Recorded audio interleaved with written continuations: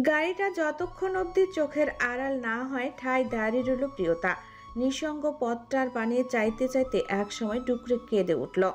ভালোবাসার মানুষটাকে দূরে পাঠাতে তার মন মানছে না। ছোট্ট হৃদয়টা বারবার কুঁকড়ে যাচ্ছে অজানা আশঙ্কায়। সে জানে না কেন এত ভয় লাগছে, কিন্তু চোখের আড়ালে কিছু তো নিশ্চয়ই হচ্ছে, যা কিনা হওয়া উচিত নয়।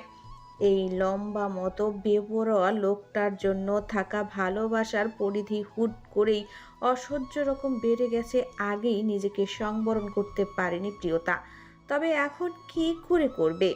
এই ভালোবাসা যে আগে থেকেও বেশি জোরালো, আগের থেকেও বেশি তীক্ষ্ণ তীব্র।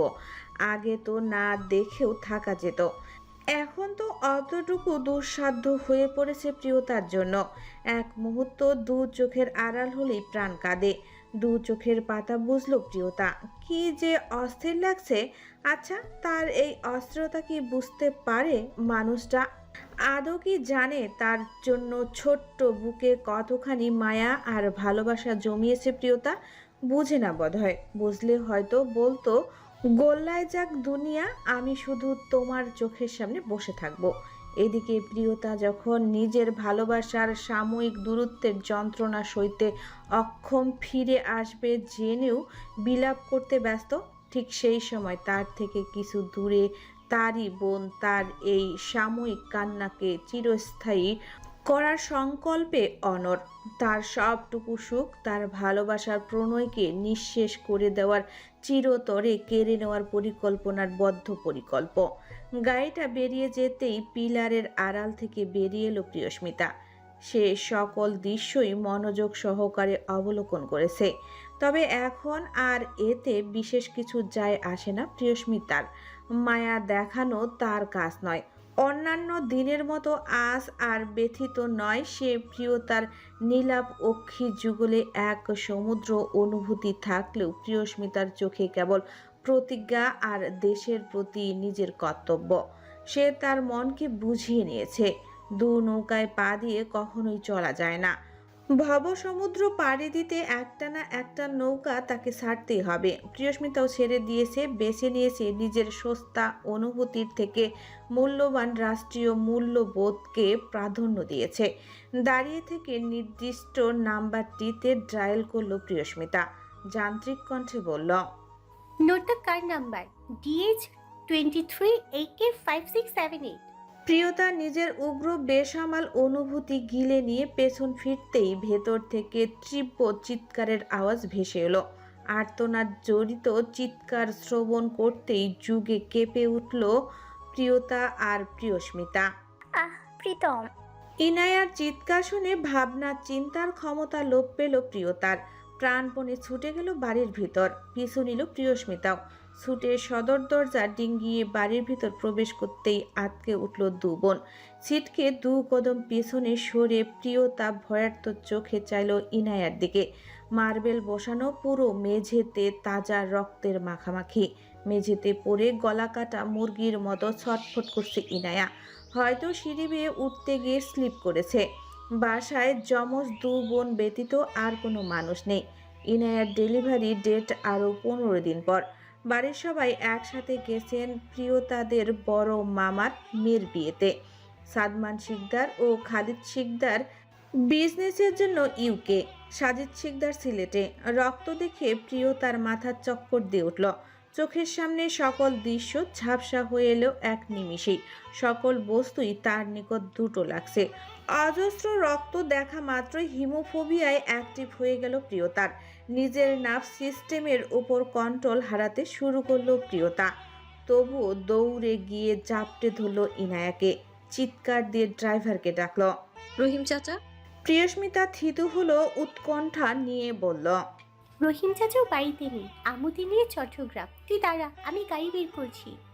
বলতে দেরি, ছুটে বের হতে দেরি হলো না প্রিয়স্মিতার। প্রিয়তা নিজের উপর আপ্রাণ কন্ট্রোল রাখার চেষ্টা করছে। সে ভুলেও তাকাচ্ছে না রক্তের দিকে। ইনায়া ছটফট করতে করতে জড়িয়ে ধরেছে প্রিয়তাকে। হৃদয় বিদারক সব আর্তনাদ করছে। বারবার শুধু প্রীতমের খোঁজ করছে, অথচ প্রীতম এই মুহূর্তে দেশেই নেই। 2 মিনিটের মধ্যেই গাড়ি বের করলো প্রিয়স্মিতা। দৌড়ে এসে বলল, বনু, গাড়ি এনেছি। প্রিয়তা ইতিউতি না তাকিয়ে সোজা তাকালো প্রিয়স্মিতার দিকে, কাপা গলায় বলল, আপু, আমি একা ওকে তুলতে পারবো না। দ্রুত একপাশে ধরো তুমি। প্রিয়স্মিতাও তাই করলো, ছুটে এসে বাহু চেপে ধরলো ইনায়ার। ওরা দু বোন ইনায়াকে সামলাতে হিমশিম খাচ্ছে। স্বাভাবিক সময়ই হেলদি মেয়েটার সন্তান সম্ভব হওয়ার দরুন আরো বেশি ভারী লাগছে। বহু কষ্টে ইনায়াকে গাড়িতে তুলল প্রিয়তা আর প্রিয়স্মিতা। বুকে হাত দিয়ে জোরে জোরে হাঁপাচ্ছে দু বোন। প্রিয়তা ঘন ঘন নিঃশ্বাস ফেলতে ফেলতে বলল, আপু, তুমি ওর কাছে বসো, আমি ড্রাইভ করছি। আমি ওর কাছে বসলে এক্ষুনি সেন্স হারাবো। রাজি হলো প্রিয়স্মিতা। ওরা দু বোন ঝড়ের বেগে ইনায়াকে এনে অ্যাডমিট করলো রায়পুর সদর হাসপাতালে। অতিরিক্ত ব্লিডিং হচ্ছে ইনায়ার। বেশি রক্তক্ষরণ হলে কোনো মানুষকেই বাঁচানো যায় না। ইনায়াকে ওটি রুমে নিতেই তৎক্ষণাৎ সেন্স হারালো প্রিয়তা। এতক্ষণে চেপে রাখলেও এখন গলগল করে রক্ত যেতে দেখে আর ধরে রাখতে পারল না নিজেকে। প্রিয়স্মিতা জাপটে ধরল বোনকে। প্রাথমিক চিকিৎসা দিতেই সেন্স ফিরে এলো প্রিয়তার।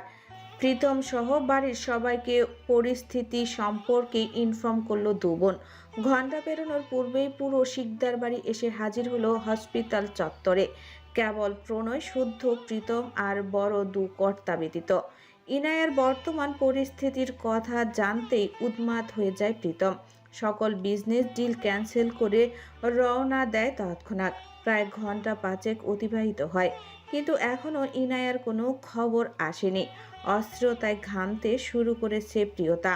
পুরো করিডোর জুড়ে চলছে শিকদার বাড়ির সকলের ব্যস্ত পায়চারি।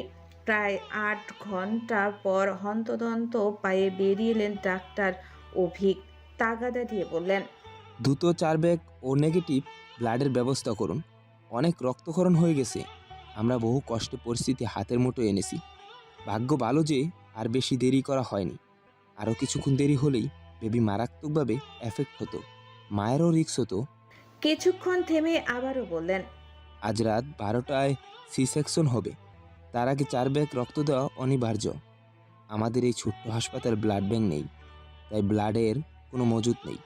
আপনারা দ্রুত ডোনার খুঁজুন অ্যাজ সুন অ্যাজ পসিবল। বলে চলে গেলেন ডাক্তার অভিক। বুকের উপর থেকে একটা বিশাল পাথর নেমে গেল সবার। হাঁপ ছেড়ে বাঁচল প্রিয়তা। মনে হচ্ছিল এতক্ষণ বুঝি হিমালয় চেপে ছিল বুকের উপর। যতই সম্পর্ক ভালো না থাকুক, যতই রেশারেশি থাকুক, প্রিয়তা কখনোই চায় না তার একমাত্র ভাই মরে যাক কিংবা নিঃস্ব হয়ে যাক। এই মেয়েটা যে তার ভাইয়ের বুকের ভেতরের ধকধক করতে থাকা জীবন্ত হৃৎপিণ্ড, তা তো বুঝতে বাকি নেই প্রিয়তার। সে নিশ্চয়ই এসব বর্ণনা শুনে উন্মাদ হয়ে গেছে। রাত 1টার মধ্যেই তড়িঘড়ি করে এসে হাজির হলো প্রীতম। এসে বিশৃঙ্খলা আর পাগলামি শুরু করে দিল। করিডোর চত্বরের উথাল পাথাল হয়ে উঠল তার পাগলামিতে। চিৎকারে মানুষ জড়ো হয়ে যাচ্ছে। সে সবে খেয়াল নেই প্রীতমের। এক পলক প্রিয়তমাকে দেখার নেশায়, বুকে জড়ানোর তাড়নায় ছটফট করছে ছেলেটা। তাকে চারিদিক থেকে চেপে ধরেও সামলাতে ব্যর্থ হচ্ছে অরণ্য সমুদ্রপ্রেম। শরীরের যেন হাজার হাতির জোর তার। সকলে পই পই করে বলেছেন, ডাক্তার বলেছে সব ঠিক আছে, রক্ত দেওয়া হয়েছে, কিছুক্ষণের মধ্যেই খুশির খবর আসবে। কিন্তু সেসবের কথা যেন তার কান দিয়েই ঢুকছে না। কর্ণে শুধু বাজছে প্রিয়স্মিতার সেই নির্মম বর্ণনাগুলো। চোখের সামনে ভাসছে কাল্পনিক সেই রক্তাক্ত দেহখানা। সকলে তাকে সান্ত্বনা দিলেও প্রিয়তা কিছু বলার নেই। আজকাল তার ঘৃণাও আসে না এই মানুষটার প্রতি। কি হবে ঘৃণা করে? এই 4 বছর তো আর সে ফিরে পাবে না। আজ সে তুল কালাম করছে নিজের ভালোবাসার মানুষকে হারানোর আশঙ্কায়। অথচ 4 বছর আগে প্রিয়তা যখন একইভাবে পা ধরে আকুতি মিনতি করেছিল, তখন এই মানবের মন গলেনি। তৃষ্ণায় মুখ তেতো হয়ে উঠল প্রিয়তার। যতই আজ সব ঠিক হয়ে যাক, এই মানুষটাকে সে মৃত্যুর আগ মুহূর্ত পর্যন্ত ক্ষমা করবে না। আরও মিনিট 30 যেতেই ভেতর থেকে বাচ্চার বিকট কান্নার আওয়াজ ভেসে এলো। আপনা আপনি সব পাগলামি স্থির হয়ে গেল প্রীতমের। নার্স সাদা তোয়ালে পেঁচিয়ে একটা ছোট্ট বাবুকে কোলে নিয়ে বেরিয়ে এলেন। প্রীতমের সামনে দাঁড়িয়ে হাসি মুখে বললেন, অভিনন্দন মিস্টার শিকদার, আপনি কন্যা সন্তানের বাবা হয়েছেন। দেখুন আপনার মেয়েকে কত সুন্দর হয়েছে। প্রীতম নির্জীব চোখে এক পলক তাকালো বাচ্চাটার দিকে। লাল টুকটুকে একখানা মুখ। দৃষ্টি সরিয়ে নিল প্রীতম। অস্থির কণ্ঠে শুধালো, আমার স্ত্রী কেমন আছেন? ডাক্তার অভিক বেরিয়ে এলেন। লম্বা হাসি নিয়ে বললেন, আলহামদুলিল্লাহ মিস্টার সিকদার, আপনার স্ত্রী একদম সুস্থ আছেন। তবে এখন অ্যানাস্থেসিয়ার অভাবে সেন্সে নেই। সেন্স ফিরলেই কেবিনে দেওয়া হবে, তখন দেখা করতে পারবেন। আপাতত আইসিইউতে থাকুক। ডাক্তারের কথা শুনে বুকের উপর থেকে পাহাড় নেমে গেল প্রীতমের। পুনরায় তাকালো কন্দনরত বাচ্চাটার দিকে। এই তো তার অংশ, তার 7 রাজার ধন। এটা তো প্রথমবার নয়, তবুও বুকের ভেতর কেমন একটা অনুভূতি হলো প্রীতমের। বুঝতে পারল না প্রীতম বাবা হওয়ার অনুভূতিটা বুঝি এতটাই মধুর। 2 হাত বাড়িয়ে নিজের রক্তকে বুকে টেনে নিল প্রীতম। মেয়ের কপালে আস্তে করে ঠোঁট ছুঁয়ে দিল। চোখ বেয়ে নির্বৃত্তে এক ফোঁটা পানি গড়ালো প্রীতমের। মেয়ের কানের কাছে ঠোঁট নিয়ে আস্তে করে আজান দিল। দূরে দাঁড়িয়ে হেসে ফেলল প্রিয়তা। বাচ্চাটাকে দেখার লোভ হলো, কিন্তু বাচ্চাটা তার বাবার কোলে আছে, সেখান থেকে সে কখনোই নিতে যাবে না। বর্ষণের রাত শেষে যেমন ঝলমলে রোদ ওঠে, শিকদারদের অবস্থাও ঠিক তেমন। দুশ্চিন্তা আর উৎকণ্ঠায় এক রাত শেষে তাদের জীবনেও সুখের সূর্য উঠেছে। ইনায়াকে বেডে দেওয়া হয়েছে। অভিরাজ মায়ের বুকে মুখ গুজে চুপটি করে পড়ে আছে। ছোট্ট ছেলেটা কি বুঝেছে কে জানে, তবে প্রচণ্ড ভয় পেয়েছে। মা মা করে খুব কেঁদেছেও। ভাগ্যিস তখন ফুপি ছিল। ইনায়া চোখ বন্ধ করে মোরার মতো পড়ে আছে। হঠাৎ কপালে কারো তপ্ত ঠোঁটের স্পর্শ পেতেই চমকে উঠল ইনায়া। বন্ধ চোখের পাপটি মেলতেই আকস্মিক চোখাচোখি হয়ে গেল। চোখ আটকে গেল গভীর একজোড়া নীলাভ চোখে। মুখের ওপর ঝুঁকে থাকা মানুষটার চোখ মুখ কেমন ফ্যাকাশে হয়ে গেছে একদিনেই। নীল নীল চোখ দুটো রক্তিম পানিতে টলমল করছে। দেখতে দেখতেই টপ করে এক ফোঁটা তপ্ত অশ্রু গড়িয়ে পড়ল ইনায়ার ফুলকো গালে। সম্মিত ফিরল ইনায়ার। প্রাণপ্রিয় পুরুষটার চোখ মুখের এমন বিধ্বস্ত বেহাল অবস্থা দেখে বুকের ভেতর মুচড় দিয়ে উঠল। ব্যথাতুর চোখ দুটো ভিজে এলো বিন্দু বিন্দু অশ্রুতে। হাত তুলে প্রীতমের গাল ছোঁয়ার চেষ্টা করলো। ইনায়ার হাত টেনে নিজের গালে রাখলো প্রীতম। ভেতরে ভেতরে ফুপিয়ে উঠল ইনায়ার ফুপলো ফুলো মুখে। অজস্রবার চুমু দিয়ে অভিমানী কণ্ঠে বলল, আর একটু জন্য আমাকে পাকে পাকে কবরে শোয়ানোর ব্যবস্থা করে দিচ্ছিল রসগোল্লা। তুমি এত স্বার্থপর কেন গো?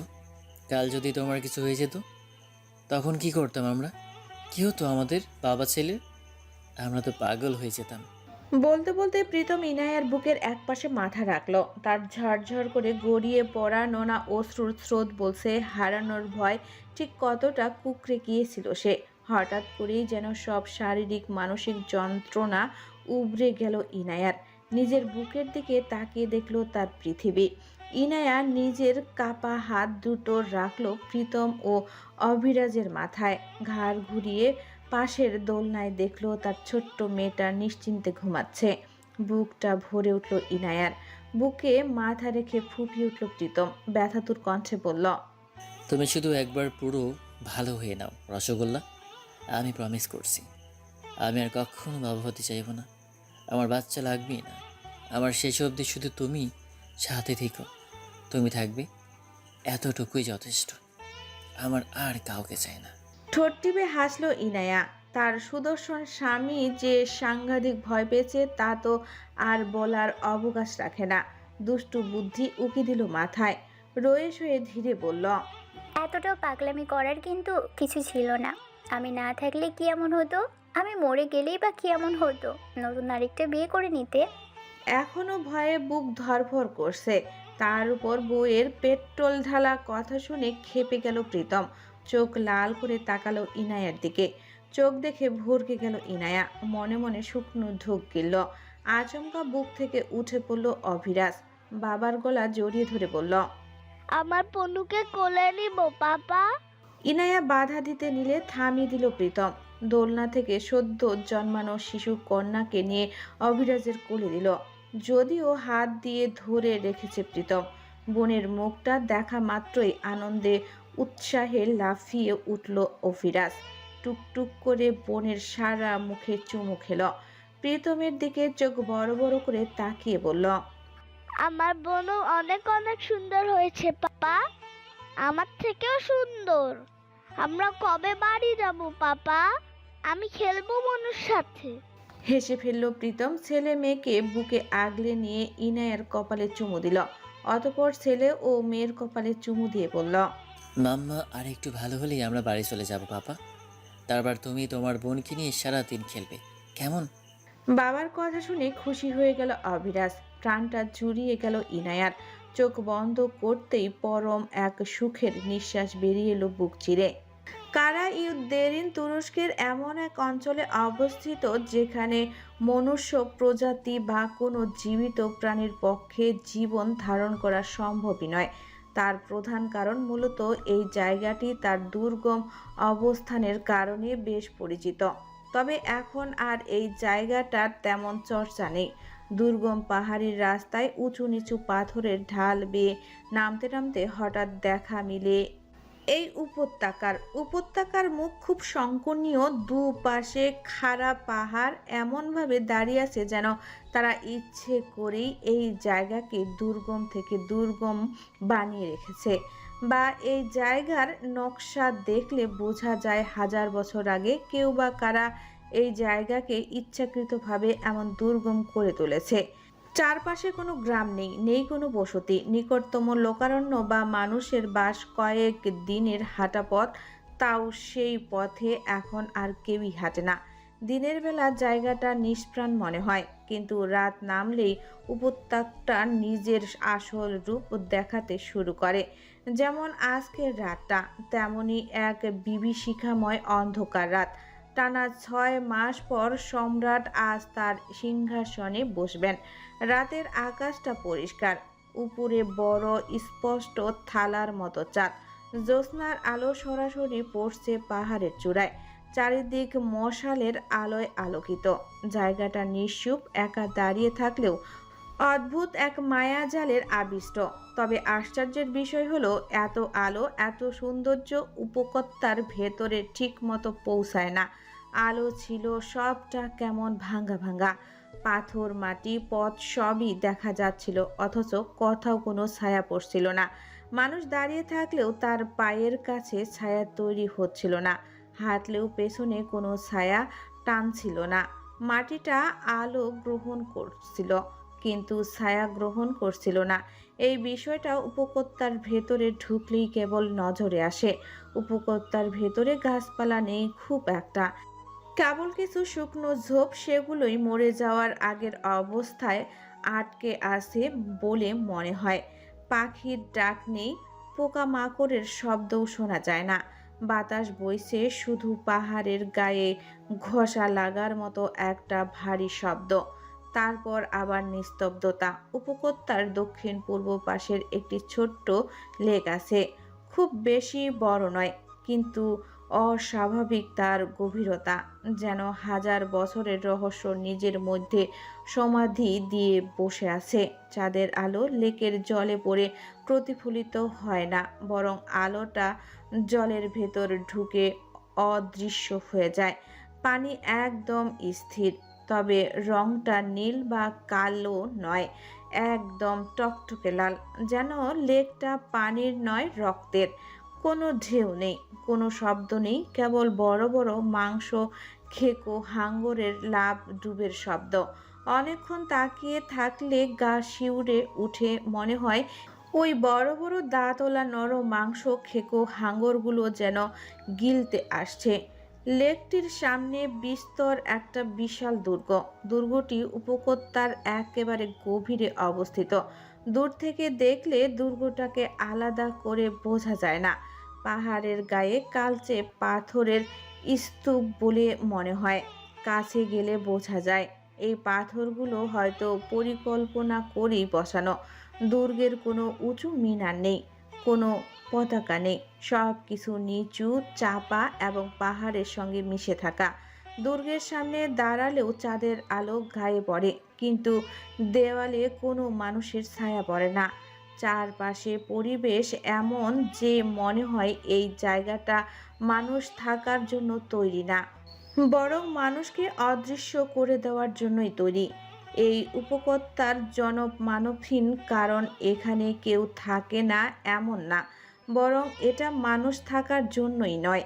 এখানে এমন সব হিংস্র নর পিশাচরা থাকে যাদের দেখতে তো মানুষের মতোই লাগে, তবে আফসোসের কথা তাদের মধ্যে মনুষ্যত্বের কোনো বৈশিষ্ট্য এখন আর পরিলক্ষিত হয় না।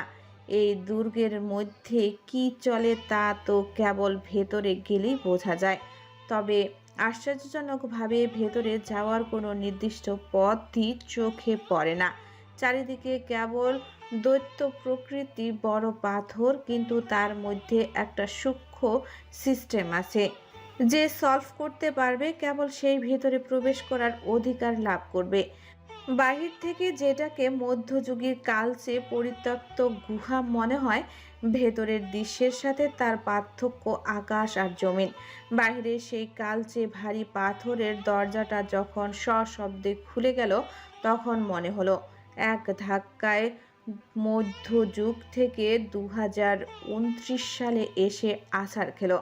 দরজার ওপাশে কোনো আগুনের মশাল নেই, আছে দেওয়ালের খাঁজে খাঁজে লুকানো ইনভিজিবল এলইডি প্যানেল, যার থেকে প্রতিনিয়ত ঠিকরে আসা তীব্র সাদা আলো পুরো করিডোরকে এক হিমশীতল রূপ দিয়েছে, যা চকচকে বিশাল বড় এক আধুনিক অট্টালিকা। ডিজিটাল প্রোটোকল ও বায়োমেট্রিক সিকিউরিটিতে ভরপুর। ভেতরের প্রতিটি ইঞ্চিতে প্রযুক্তির কড়া পাহারা। করিডোরের দেওয়ালগুলো মসৃণ কাঁচ আর স্টিলের মিশ্রণে অদ্ভুত প্রকৃতি। প্রতি 10 কদম অন্তর অন্তর বসানো রেনিটা স্ক্যানার এবং ডিজিটাল ব্লক পাসওয়ার্ড কি। এই বিশাল অন্ধকার সম্রাটের আঙ্গুলের ছাপ বা বিশেষ এনক্রিপ্টেড কোড ব্যতীত এই দুর্গমের একটি ড্রয়ারও আনলক করার ক্ষমতা কারণে। প্রতিটি চেম্বারের দরজায় জ্বলছে লাল ও সবুজ লেজার লেন্স, যা অন্ধকার প্রবেশকারীর মুহূর্তে অস্তিত্ব মিটিয়ে দিতে সক্ষম। চারিদিকে লাগানো হাইটেক এলিভেটর। দুর্গটি বেশ কয়েকটি আধুনিক ব্লকে বিভক্ত, যা কোনো কর্পোরেট অফিসারের মতো সিমসাম, কিন্তু উদ্দেশ্য ভয়ঙ্কর। টার্মিনালে অস্ত্র ও ড্রাগ এখানে সারি সারি গ্লাস ক্যাবিনেটে সাজানো আছে, বিশ্বের সর্বাধুনিক সব মালমাত্র। তার পাশেই সম্পূর্ণ স্বয়ংক্রিয় ল্যাবরেটরি, যেখানে রোবোটিক হাতের মাধ্যমে তৈরি হচ্ছে কোটি কোটি ডলারের হাই গ্রেড ড্রাগস।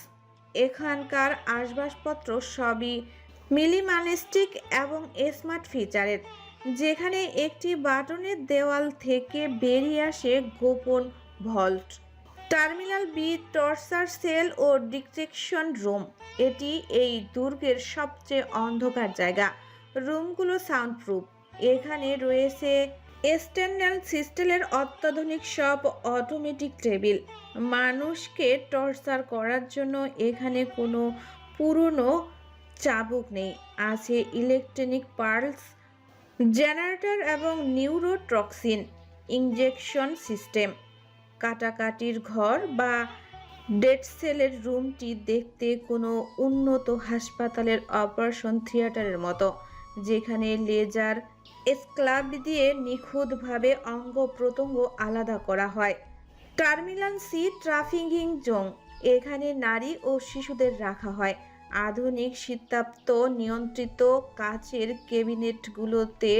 তারা বন্দি। প্রত্যেকের হাতে পরানো আছে পিজিবি স্টিকার সংবলিত ইলেকট্রিক ব্যান্ড।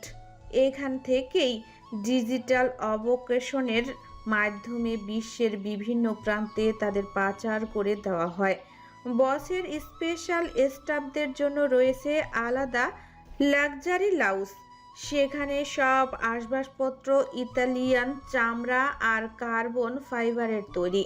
বিশাল সব হলোগ্রাফিক স্ক্রিনে ভেসে উঠেছে সারা বিশ্বের শেয়ার বাজার আর আন্ডারওয়ার্ল্ডের খবরাখবর।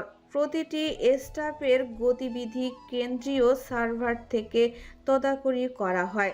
দুর্গটির সবচেয়ে উপরের তলায় 20 নম্বর ফ্লোরে সম্রাটের ব্যক্তিগত কক্ষ।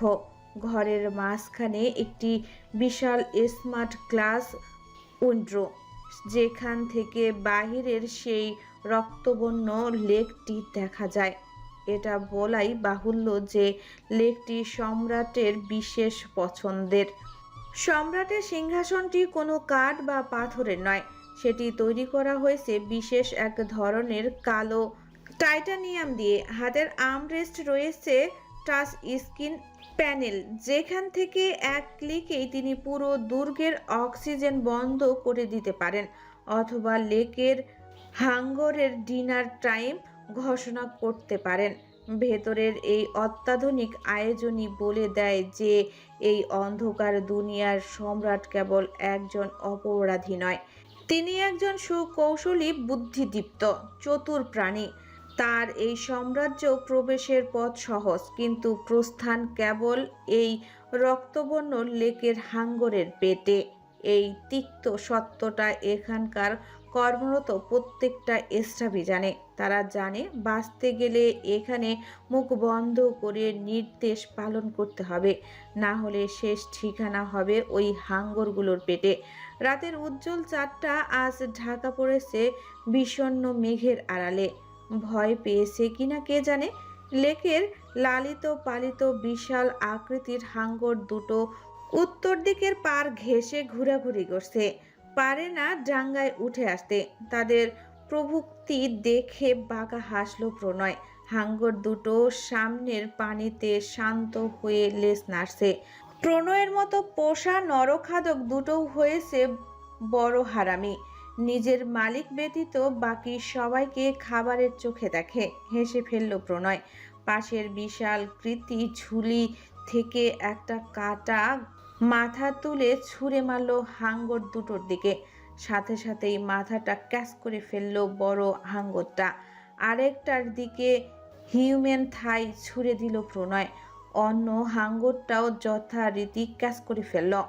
ওয়েলটেন দেখেই বোঝা যাচ্ছে হাঙ্গর দুটোকে মাথা আর ওরু থেকে মাংস খুলতে খেতে দেখে পৈশাচিক তৃপ্তি পাচ্ছে প্রণয়। তার ঠোঁটের কোণে বিভৎস হাসিটা দেখে অবাক না হয়ে পারল না, শুদ্ধ বোধ করলো এই শিকদারদের রক্তে না জন্মানোই বোধহয় তার জীবনের সব থেকে বড় আশীর্বাদ। জাভেদের গলা কপাল বেয়ে দরদর করে ঘাম বেরোচ্ছে। সে বারবার ভয়ে ভয়ে তাকাচ্ছে হিংস্র নরখাদকগুলোর দিকে। এগুলোর ভয়ে সে এখানে আসতে চায় না।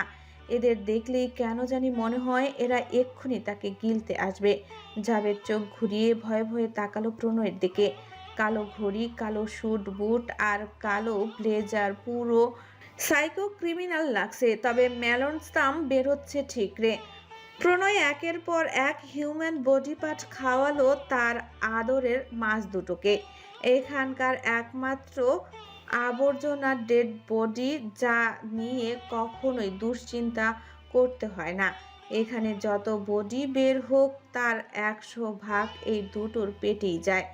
বসের খুব বিশ্বস্ত আর প্রিয় পাত্র এরা। তাদের আবার চাহিদা বিস্তর। অন্য কোনো মাংস তাদের মুখে রুচে না। হাঙ্গরদের ডিনার দিয়ে বেসমেন্টের একটা স্পেশাল কক্ষে চলে এলো প্রণয় ও শুদ্ধ।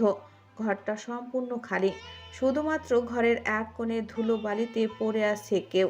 শুদ্ধ অবাক নেত্রে চাইল। মেয়েটা বিদেশি। ধীর কদমে মেয়েটার দিকে এগিয়ে গেল প্রণয়। সামনে ঝুঁকে বসলো। হিমশীতল কণ্ঠে নাম ধরে ডাকল, এলিনা। মেয়েটা নিজের ঘলাটে চোখ দুটো উঠিয়ে তাকালো প্রণয়ের দিকে। চোখ দুটো অনুভূতি শূন্য। সে চিনতে পারল কিনা প্রণয়কে বোঝা গেল না।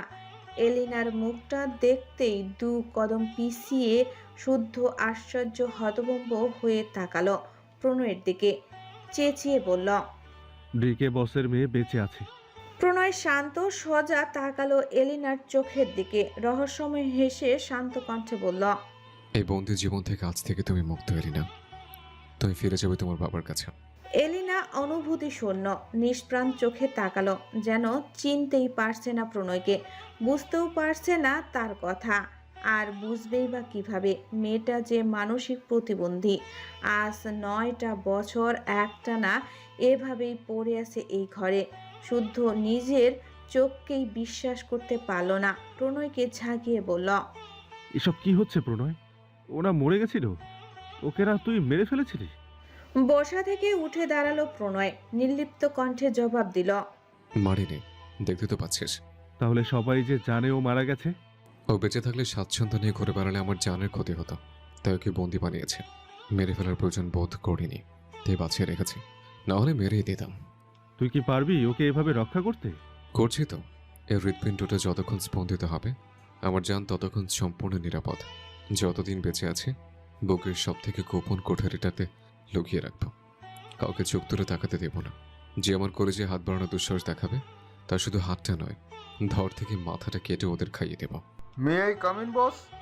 প্রণয় ঘাড় ঘুরিয়ে তাকালো। শান্ত চোখের চাহনি, সম্মতিমূলক আভাস পেলেন মিস্টার পিউরোসন। মিস্টার পিউরোসন প্রণয়ের 9SS এর পার্সোনাল অ্যাসিস্ট্যান্ট। পিউরোসনকে দেখে ভেতরে ভেতরে হিংসায় জ্বলে গেল জাভেদ।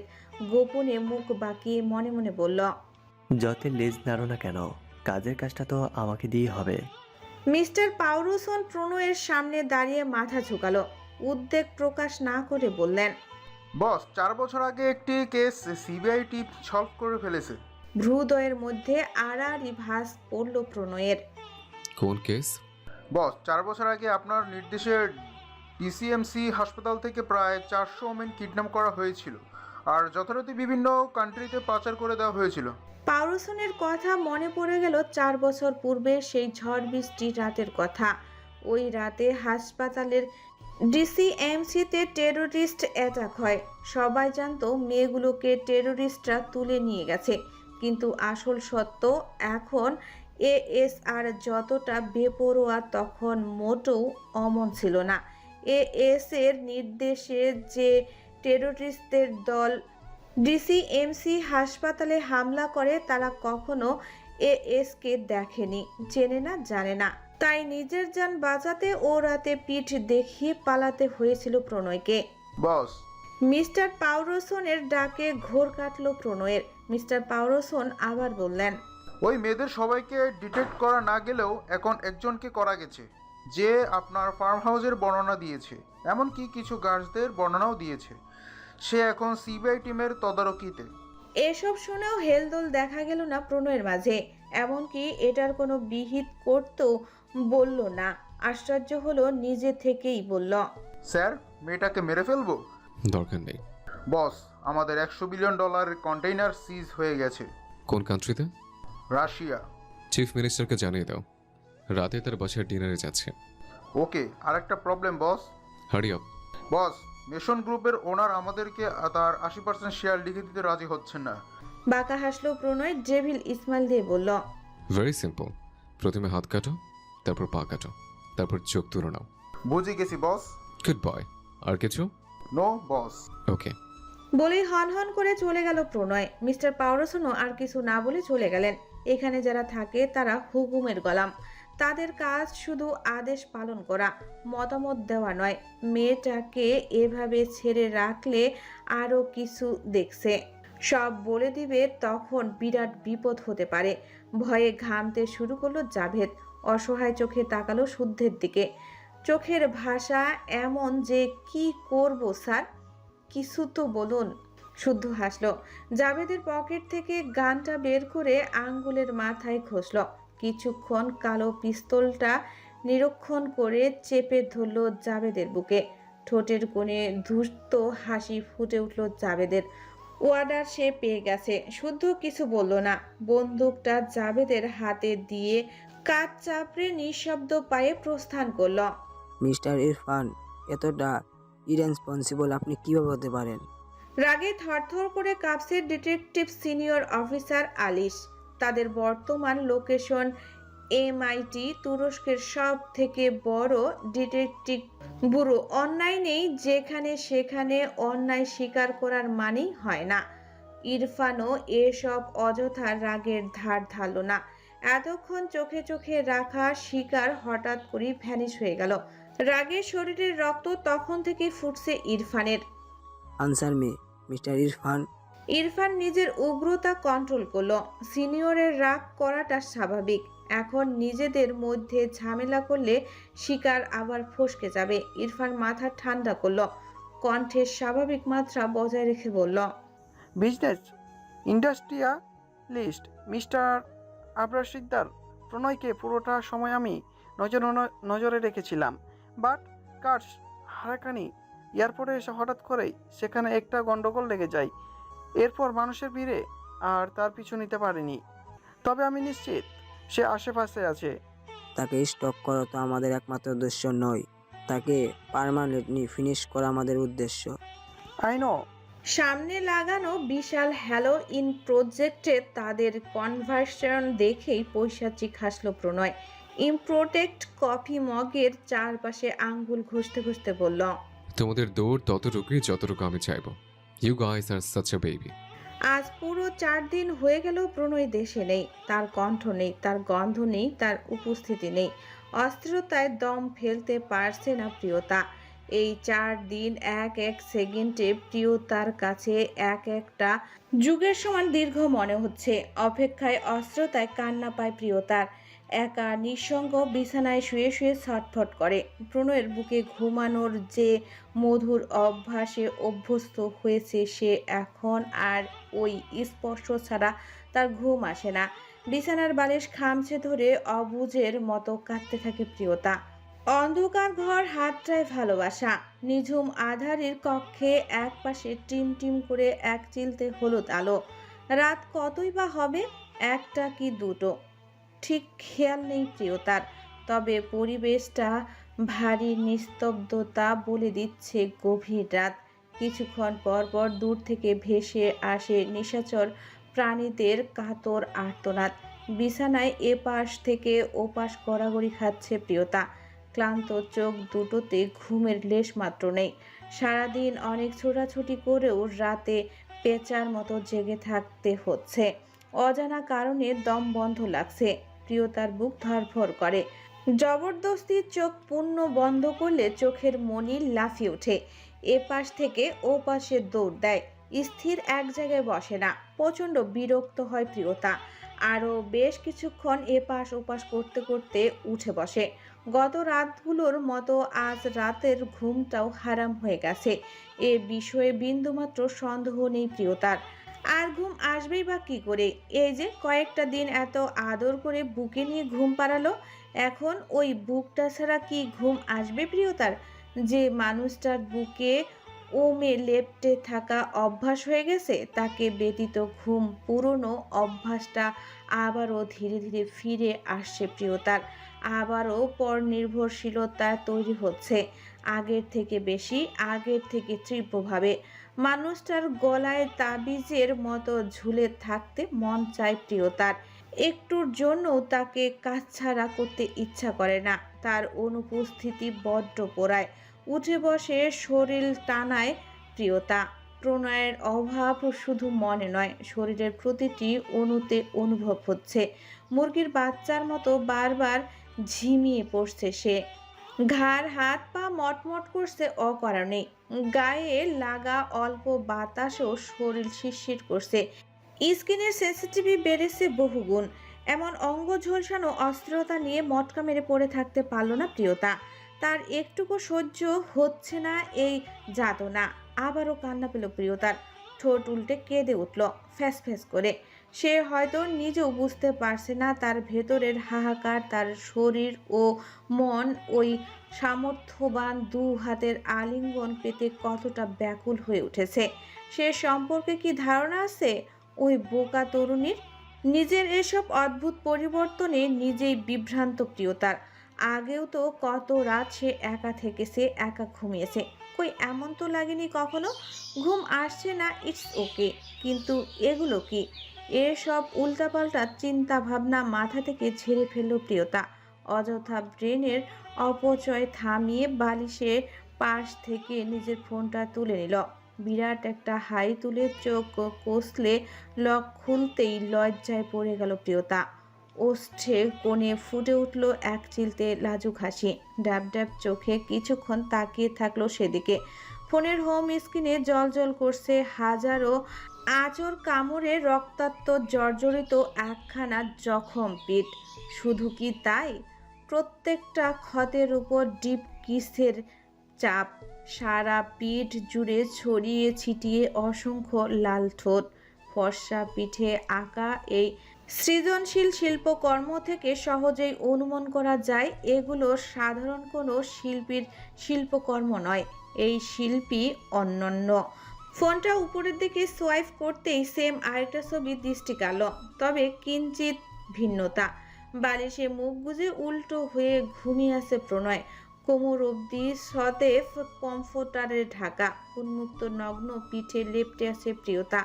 তার প্রবাল কেশরাশি বিছানায় ছাড়িয়ে গড়িয়ে পড়েছে মেঝেতে। কেন যেন গলা শুকিয়ে এলো প্রিয়তার।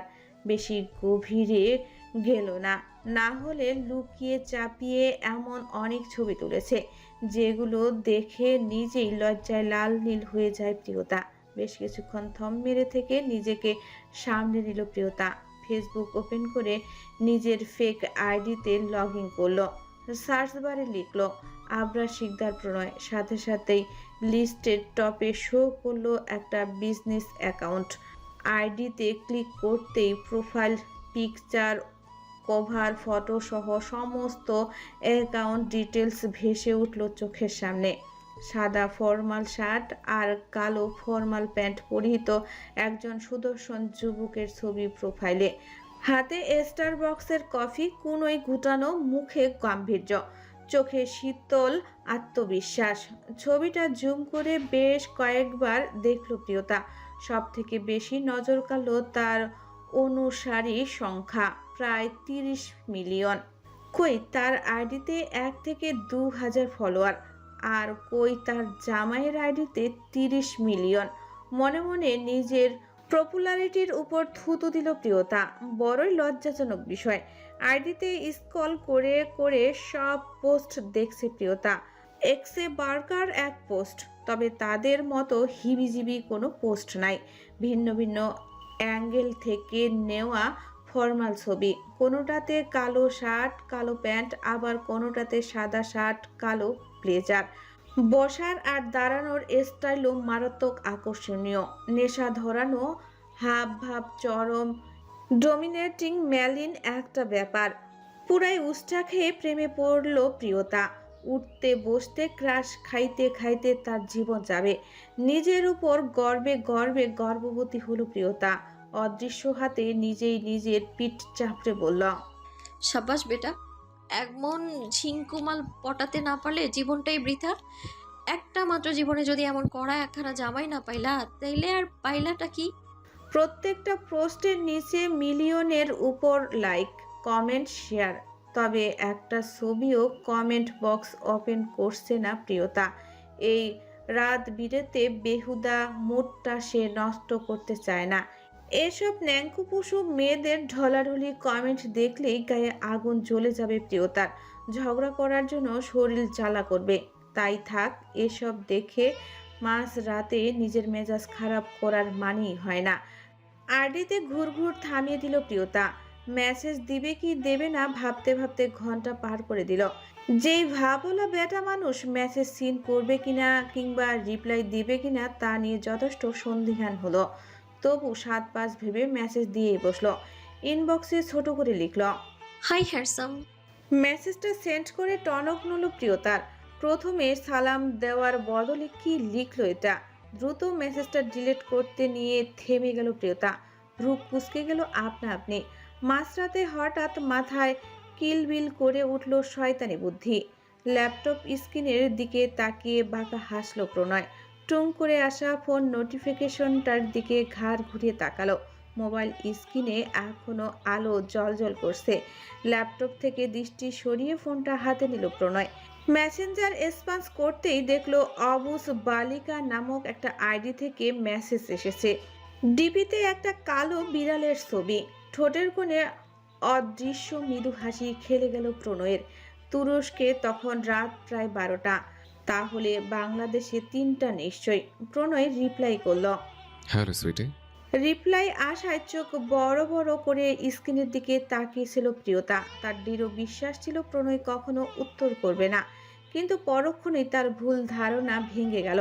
কাঙ্ক্ষিত আইডি থেকে রিপ্লাই আসতে দেখে মুখটা কালো হয়ে গেল প্রিয়তার। তার অত সুন্দর জামাই একটা চেনা জানা নেই অচেনা মেয়েকে রিপ্লাই দিয়ে দিল। ভাবতেই বুকটা কষ্টে ঠাস ঠাস করে প্রিয়তার। মুখটা কাদো কাদো হলো। ওর এক্সপ্রেশন দেখে শরীর দুলিয়ে শব্দ করে হাসল প্রণয়। তার বোকা পাখিটা এত অবুঝ কেন? তার মাথায় বুদ্ধির এত অভাব কেন? প্রিয়তা মনের দুঃখে মনে চেপে মেসেজে লিখল। এত রাতে অনলাইন কেন? ওপাশ থেকে রিপ্লাই এলো। নিঃসঙ্গতে আমাকে একা করে দিয়েছে সুইটি। আরেকটা বেটিকে সুইটি বলে? কি লুচুরে বাবা! চোখ বড় বড় করে ফেলল প্রিয়তা। নিজের বিস্ময় সামলে বলল, মধ্যরাতে একা কেন? তাহলে দুঃখ পাবো কোথায়? কথা না পেঁচিয়ে শর্টকাটে প্রশ্ন করলো প্রিয়তা। Are you single? সাথে সাথেই রিপ্লাই এলো। Of course I am pure single. Phone স্ক্রিনের দিকে তাকিয়ে বিস্ময়ে কাশি উঠে গেল প্রিয়তার। চোখ বড় বড় করে তাকালো মেসেজটার দিকে। গাল হা করে বলল, এই বিয়েতে বেটা সিঙ্গেল? প্রচন্ড রাগে গজগজ করে উঠল প্রিয়তা। দাঁত কটমট করে চিবিয়ে চিবিয়ে রিপ্লাই দিল, you are single, that's a great news, but why? প্রণয়ের ঠোঁট চাপানো হাসি নিয়ন্ত্রণ করে লিখল, বাট এমনি আমি পুরো সিঙ্গেল, তবে বেশি কিছু না। হালকা করে একবার বিয়ে হয়েছিল, বাড়িতে কোচি করে বাচ্চার মতো একটা বউ আছে, এছাড়া বিশেষ কিছু নেই। প্রিয়তা ব্যাককল বনে গেল। ব্যাটা কি তার সাথে মশকরা করে? এটা কোনো কথা হলো? আপনার যদি হালকা করে বিয়ে হয়, কুচি করে বউ থাকে, তাহলে আপনি সিঙ্গেল হলেন কি করে? আপনি তো বিবাহিত। আহা, বউ থাকলেই বিবাহিত বিবাহিত ফিল আসে। বিবাহিত ফিল নেওয়ার জন্য বউ কাছে থাকতে হয়, বউয়ের আদর্শ হক পেতে হয়। নিয়মিত বিবাহিত জীবন আদর্শ হক ছাড়া মাছ ছাড়া মাছের ঝোল। তো বউটা আমার বুকে নাই, হলাম না বিবাহিত, সিঙ্গেল। এসব জগা খিচুড়ি মার্কা পেঁচানো লজিক দেখে প্রিয়তার মাথা চক্কর দিয়ে উঠল। বিড়বিড় করে বলল, লজিকের মায়েরে বাপ পাকিস্তান। তবে রিপ্লাই লিখল, আচ্ছা, বউয়ের থেকে দূরে গেলে সব বেটা মানুষ কি সিঙ্গেল হয়ে যায়? অফকোর্স, বউয়ের গা ঘেঁষে যতক্ষণ থাকবো ততক্ষণ ডাবল, নাহলে সিঙ্গেল। আচ্ছা, আপনার বউ কেমন? সিম্পল, ছোট করে একটা হাঁসের বাচ্চার মতন। আচ্ছা, শুধু আমার বিষয় জিজ্ঞেস করবেন, নিজের বিষয় একটু বলুন, আপনি কি সিঙ্গেল? দাঁত খিটমিট করলো প্রিয়তা। আরেক বেটির ভাতার আছে কিনা জানতে চায়। ফোনের সাথে যুদ্ধ চালাচ্ছে প্রিয়তা। অফকোর্স আমি পিওর সিঙ্গেল। শুধু কি? দায় সারা জবাব প্রিয়তার। শুধু এক সময় যারে ভাই ডাকতাম, সময়ের ব্যবধানে তারে জামাই ডাকি। এছাড়া আমিও পিওর সিঙ্গেল। ও সো স্যাড।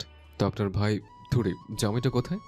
উফ, আর নিভানো মনে আগুন জ্বালাবেন না তো মিয়া, আমার স্বামী বিদেশ। আপনার দুঃখের কথা শুনে দুঃখিত হলাম।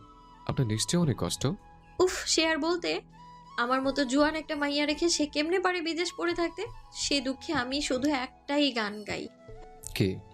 ভাতার আমার কাতার গেছে চাকরি করিতে, একা বিছানায় ঘুম আসে না, ছটফটাই রাইতে, কোলবালিশ মোড়ামুড়ি আর কত করুন। আপনার স্বামীও তো জালিম, এমন কচি বউ ফেলে কেউ কিভাবে কাতার পরে থাকে?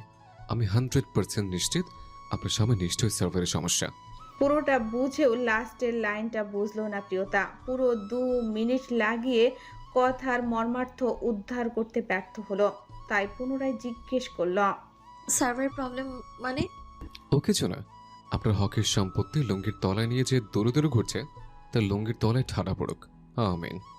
অভিশাপ দেখে আতকে উঠল প্রিয়তা। দ্রুত সম্মতি প্রকাশ করে বলল, না না, এমন করে বলবেন না। যদি সত্যি সত্যি আমার জামাইয়ের অভিশাপ লেগে যায়? হেসে ফেলল প্রণয়। আচ্ছা, বললাম না। প্রিয়তা নিজের মনের উদ্দেশ্যটা পেশ করার উদ্দেশ্যে বলল, আপনাকে একটা কথা বলতাম। জি বলুন। প্রিয়তা আরেকটু গুছিয়ে বসলো, ঘুরিয়ে পেঁচিয়ে বলল, আপনার যেহেতু বউ নেই আর আমারও যেহেতু স্বামী বিদেশ, তাহলে আমরা তো চাইলেই একে অপরের পাশে থাকতে পারি। পাশে থাকা মানে? আপনি কি আমাকে বডিকেয়ার অফার করছেন? আরে পরকিয়া কেন বলছেন? বলুন বন্ধুত্ব, ভালো বন্ধু। আচ্ছা, পরকিয়ার আপডেট ভার্সন আজকাল বন্ধুত্ব, ওকে আমি রাজি, but I have a condition. কি? Are you virgin? বুঝতেই তো পারছেন আমার একটা স্ট্যান্ডার্ড আছে। আমি আবার ভার্জিন ছাড়া পরকিয়া করি না। প্রিয়তা দ্রুত রিপ্লাই করল, yes, I am pure virgin. ঠোঁট কামড়ে ধরল প্রণয়। টেক্সট সেরে ভয়েস নোট করল। ও রিয়েলি ম্যাডাম, আপনি ভার্জিন? বাট আমি কিন্তু আপনার সমস্ত বডি সিক্রেট জানি, এমনকি এতটুকু বলতেই আঙ্গুল ফসকে ভয়েসটা সেন্ট হয়ে গেল। আবারও ভয়েস রেকর্ড করলো প্রণয়। উগ্র নেশালো কণ্ঠে বলল, ও ম্যাডাম, আপনি ফার্স্ট সিরিজ করা বন্ধ করুন, একটু ঢেকে ঢুকে অন্যদিকে ঘুরে বসুন। আমি বাসায় না থাকলে রাতে ইনার পড়বেন। আপনার এরা নির্লজ্জের মতো আমার দিকে ওকে চুকে দিচ্ছে। এই অধমের উপরে একটু তো মায়া করুন। দেখুন কেমন নির্দয়ভাবে ল্যাপটপ দিয়ে চেপে ধরতে হচ্ছে। ও তো আপনার, বলুন, ও কেউ তো চাপ সহ্য করতে পারে? ব্যথা পাচ্ছে তো। I can not control the sensation. এবার আসি আপনার ভার্জিনিটিতে। আপনি যে বেবি পিঙ্ক টি শার্টটা পরে আছেন, ওটা একটু উপরে তুলুন। ডান দিকেটা একদম স্মুথ বাটারি, বাট বাঁ দিকেরটা একদম শুরুর দিক থেকে একটু নিচে তাকিয়ে দেখুন। থকথকে সাদা চামড়ার ওপর একটা টকটকে লাল তিল আছে। মাইন্ডেড, ওটা কিন্তু আমার দুর্বলতা, আমার প্রিয় নেশা। ওটাকে প্রতিবার আলাদা করে আদর করতে হয়। ওটাকে সাক করা আপনার স্বামীর প্রিয় সাবজেক্ট। দেখুন রেড ডটটার আশেপাশে দু একটা বাইটও হয়তো খুঁজে পাবেন। তবে ভুলে উত্তর দিকে মুখ করে আবার তুলতে যাবেন না যেন। বউ কাছে নেই, বুঝতে তো পারছেন। এমন লোভনীয় খাবার দেখলে ক্ষুধা লেগে যাবে। প্রিয় খাবারের লোভ দেখাবেন ঠিকই, অথচ খেতে দেবেন না। আরও শুনবেন? আচ্ছা শুনুন, আপনার লেফট থাইসের ঠিক মাঝ বরাবর একটা ছোট্ট কালো তিল আছে। আপনার কাঁধের ঠিক পেছন দিকে এটা নিচে একটা বার্ড মার্ক আছে, যেটা সম্পর্কে আপনি নিজেও জানেন না। আপনার পিঠে গুনে গুনে 3টা তিল আছে, ওগুলো সম্পর্কে আপনি জানেন না। এছাড়াও আপনার বডিটা একদম buttery smooth, extreme soft, like vanilla ice cream. Madam, still are you virgin? Then come here. I just desperately want your mental আর ফিজিক্যাল লাভ। ভয়েস নোট দুটো শোনা মাত্রই বুকের ভেতর স্যাত করে উঠল প্রিয়তার। হাট লাফিয়ে বাইরে চলে আসতে চাইল। ভয়ে ভয়ে তাকালো উত্তরের দিকে, কিন্তু কিছুই নজরে আসলো না। শুকনো ঢোক গিলল প্রিয়তা। নিজের শরীরের দিকে তাকিয়ে দেখলো সত্যি একটা baby pink colour T shirt. ভাবনা বেশি দূর এগিয়ে নিতে পারল না প্রিয়তা। অন্ধকার রুমের সশব্দে কলের টিউন বেজে উঠতেই কেঁপে উঠল। সাদা আলো বিচ্ছুরিত স্ক্রিনে জল করে উঠল একটা নাম, প্রণয় ভাই। ভয়ে লাজে কুণ্ঠিত হলো প্রিয়তা। দু চোখের দৃষ্টি নত হলো আপনা আপনি। লজ্জা পাওয়ার মাত্রাটা এতটাই তীব্র যেন প্রণয় তার সামনেই আছে। লজ্জাবতীর নরম গালে লজ্জার প্রলেপ পড়তে দেখে চোখ বন্ধ করে নিল প্রণয়। ওরুতে থাকা ল্যাপটপ চেপে ধরল শক্ত হাতে। মানুষটা হাজার মাইল দূরে, তবু নিজের লজ্জা সামলাতে হিমশিম খাচ্ছে প্রিয়তা। নিজের বেগতিক অবস্থা কিছুটা স্বাভাবিক করে ফোনটা ধরতে নিলেই ফোনটা কেটে গেল। সাথে সাথেই লজ্জা মিলিয়ে গেল। প্রিয়তার মনটা বিষণ্ণ হলো। লজ্জার রাঙ্গানো মুখশ্রীতে ভোর করল এক টুকরো শরতের কালো মেঘ। নিজের কল ব্যাক করতে গেলেই ওপাশ থেকে যান্ত্রিক কণ্ঠ ভেসে এলো, sorry, you do not have an sufficient balance to make this call. চোখ টলটল করে উঠল প্রিয়তার। ছোট্ট মনটা উতলা হলো প্রিয় মানুষটার সাথে কথা বলার ব্যাকুলতায়। আবারও মেসেজ করলো, প্লিজ আরেকটা ফোন করুন প্রণয় ভাই, আমার ইউএসডি রিচার্জ নেই। কিন্তু মেসেজটা কেবল সেন্ড হলো, আগের ন্যায় এখন আর ডেলিভারি হলো না। অর্থাৎ প্রণয় অফলাইনে চলে গেছে। মেসেঞ্জারে কল দিল, সেটাও গেল না। কুটকুট শব্দে ডিসকানেক্ট হয়ে গেল। রাগে অভিমানে ফর্সা নাগের ডগায় জমা হলো গোলাপি আভা। না চাইতেও চোখ বেয়ে গড়িয়ে পড়ল নোনা পানি। প্রিয়তার চোখের পানি দেখে আকস্মিক ব্যথায় বুকটা টনটন করে উঠল প্রণয়ের। দৃষ্টি সরাতে মন চাইল না নিষ্পাপ মুখটার দিক থেকে। এই মেয়েটাকে সে যেভাবেই পাওয়ার চেষ্টা করে দিন শেষে আর পাওয়া হয় না। পেয়েছিল বলে পরিপূর্ণ তৃপ্তি আসে না। সময়ের সাথে আরও বেশি করে পাওয়ার তাড়না জাগে মনে। এ বুকের তৃষ্ণায় যেন কোনো অন্ত নেই। যতবারই তাকে নিংড়ে নেওয়ার চেষ্টা করে ততবারই আরও তীব্রভাবে পুনরায় আহরণের পিপাসা বাড়ে। তাকে কিভাবে পেলে, কত গভীরে ভালোবাসলে আর পুনরায় পাওয়ার ইচ্ছা জাগবে। মন স্বীকৃতি দেবে পরিপূর্ণ তৃপ্তি পেয়েছে বলিয়া। এমন গভীরতা দুনিয়াতে আছে বলে জানা নেই প্রণয়ের। সব উল্টা হয়। যত কাছে যায় তত আরও কাছে যাওয়ার তৃষ্ণা বাড়ে। 1 মিলিমিটার দূরত্ব হৃদয় সহ্য করতে পারে না। পাকাপাকি বুকের ভেতর ভরে ফেলার এমন কোনো উত্তপ্ত প্রযুক্তি এখনো আবিষ্কার হয়নি। না হলে কত টাকা লাগুক প্রণয় কিনত। প্রণয় মনে মনে বলল, দূরে থেকে আমাকে জ্বালিয়ে দিয়েছ রক্তজবা। ভেতরে চলছে এক অসহ্য দহন, জ্বলছে এই নিকৃষ্ট বুকটা। এই যন্ত্রণা সহ্য হচ্ছে না, মিটবে না যতক্ষণ না পর্যন্ত তোমাকে কাছে পাবো, আবার আমার করে পাবো। প্রিয়তা জানে না উত্তর দিকের কোথায় ক্যামেরা, তবু উত্তর দিকে ছলছল চোখে তাকিয়ে ক্রন্দনরত কণ্ঠে বলল, আমি জানি আপনি সব দেখতে পাচ্ছেন প্রণয় ভাই, আমি আপনার সাথে কথা বলবো। এই গুনগুনিয়ে কান্না আর সহ্য করতে পারল না প্রণয়। ফুপিয়ে উঠতেই পুনরায় সশব্দে ফোন বেজে উঠল। এবার আর এক মুহূর্ত অপেক্ষা করলো না, ঝাঁপিয়ে পড়ে রিসিভ করলো। সে কিছু বলার আগেই অপর প্রান্ত থেকে ধমক ভেসে এলো, ইস, বুকে ব্যথা ধরে দিলে আমার, আবার হার্টে রোগী বানাবি। সব কথা এমন ফ্যাচ ফ্যাচ করে কাঁদতে হবে কেন তোর?